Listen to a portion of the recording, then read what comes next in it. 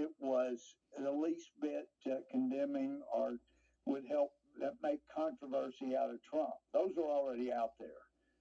The things that he wanted to preserve were the things that would just show exactly what happened in those times that Trump was being accused of impropriety. He saw a need to preserve documents that would show his innocence of things he was charged with.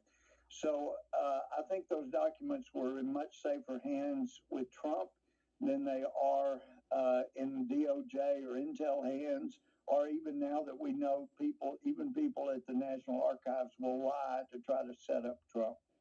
Carson, if I could ask you, it is a product of a unique moment in U.S. history when America's attitude, understanding, and resolve to face a formidable challenge that is the Chinese Communist Party has reached an unprecedented national consensus.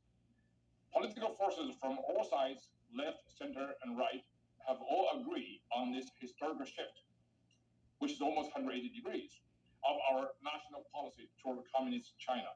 The crux of this unprecedented national consensus on China is the end of a misguided era of engagement and appeasement to the CCP, and the beginning of a national awakening to the intention, capabilities, and opportunities of the Chinese Communist Party. The party has used different ways to upend the free and democratic global system and to replace it with the autocratic model of governance led by the Marxist-Leninist Chinese Communist Party, a party that has been, to be frank, enabled and empowered by our decades of naive engagement and unprincipled appeasement. Some of those victims were targeted while others were stabbed at random. Police say there are 13 crime scenes. Investigators are working to determine a motive for the stabbings, but indicate it could be drug-related. There's a new British Prime Minister. The UK's Conservative Party chose Foreign Secretary Liz Truss to take this top spot. She is expected to formally be named Prime Minister tomorrow after meeting with the Queen. She replaces Boris Johnson, who announced his resignation in July in the wake of multiple scandals. Truss is a close political ally of Johnson and indicates she plans to continue many of his conservative policies. Truss will be the fourth British Prime Minister in 6 years and only the third female Prime Minister. He worked at Tupelo Aviation, where he fueled planes. Negotiators convinced Patterson not to carry out the threat and to land the plane. He finally landed in an empty field in Ashland, about 60 miles northeast of Tupelo.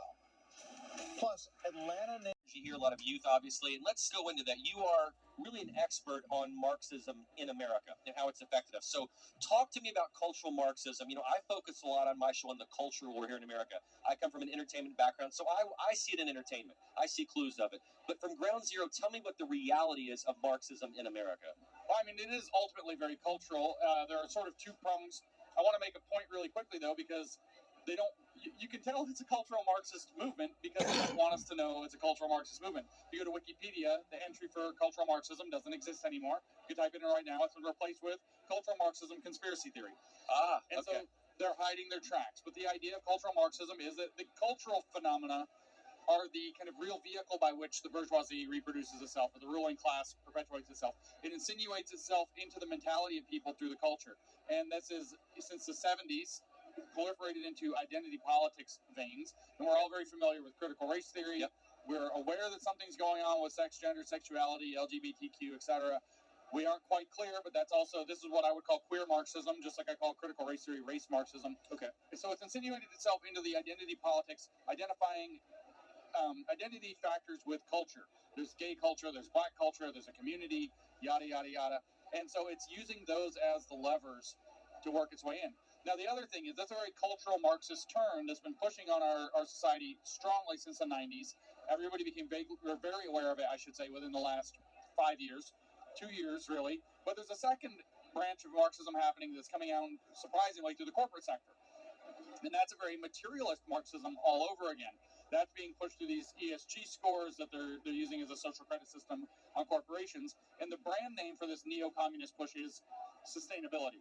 Okay. So those are the two big Marxist pushes. There's a bottom-up cultural vanguard and a top-down public-private partnership event. Okay, so in China, and again, I'm no expert on this, but I know that you are, it seemed like class warfare was the way they did it.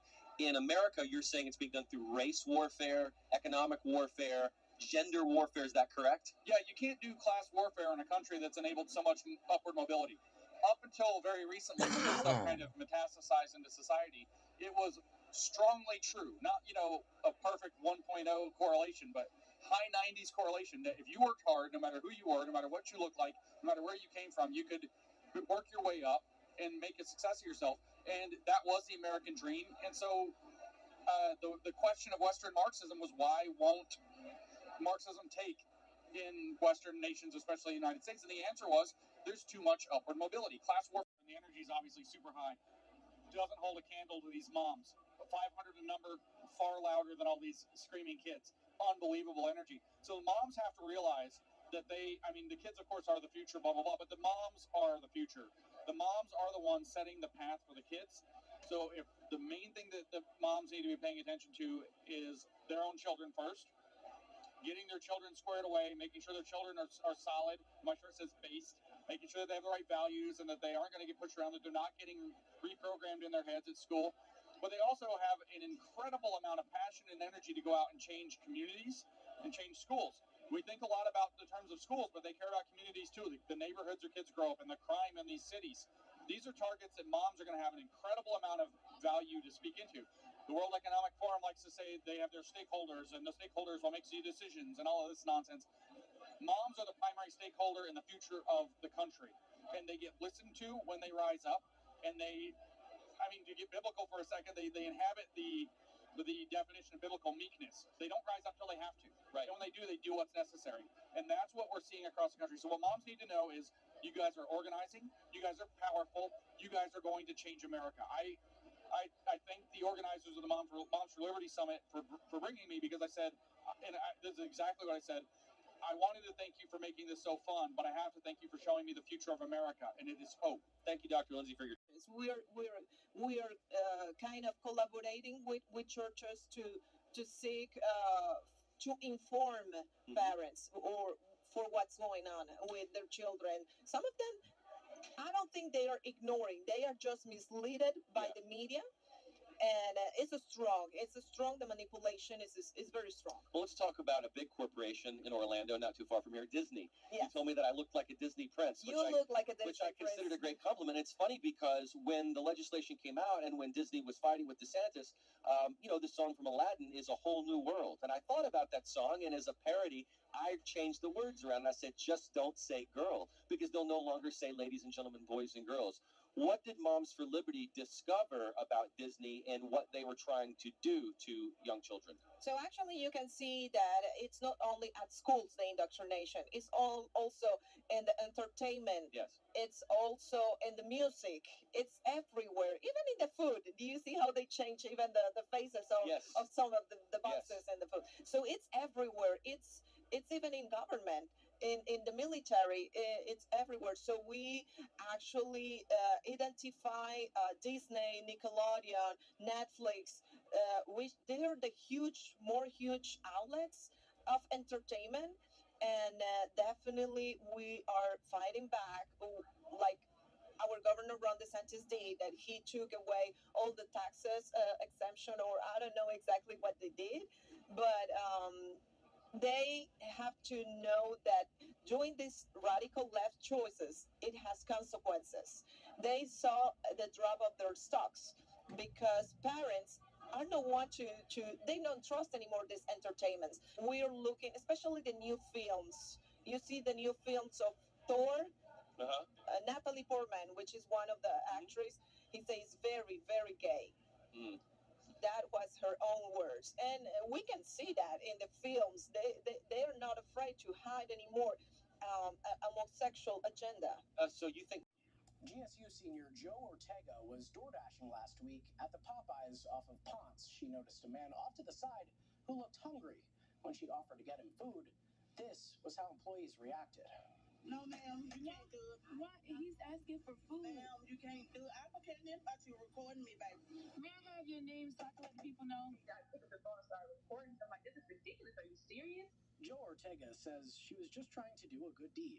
I can't order for this homeless man right here who asked for food. Her initial disbelief that employees wouldn't let her buy a two-piece for the man experiencing homelessness They called the cops on me, everything, bro. quickly turned into anxiety when the cop showed up. At that moment, I was terrified. I thought I was going to get arrested. So I was like, well, maybe I should just call my family and tell them I might not be coming home tonight. APD confirmed that they did respond, but they didn't do anything since Ortega didn't break any laws. She says they actually commended her. The officer pulled me to the side and was like, I really thank you for doing that. Thank you for buying him food. I appreciate that. Also grateful that man with the empty stomach caught in the middle of all the drama over drumsticks. My name's Jazz, and thanks to Ortega says she eventually got a hold of a general manager at the store who felt terrible about the whole thing.